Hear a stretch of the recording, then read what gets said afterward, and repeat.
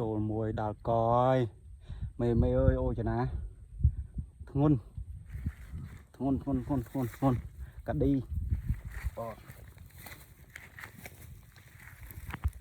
đi thôi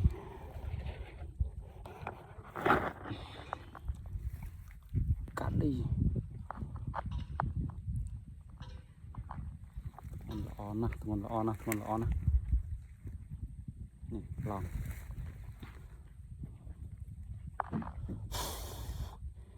trời dạ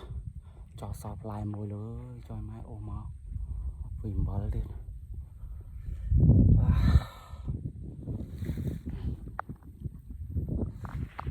dương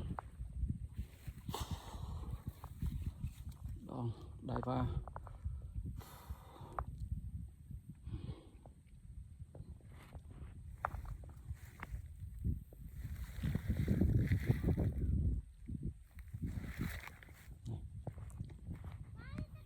chùi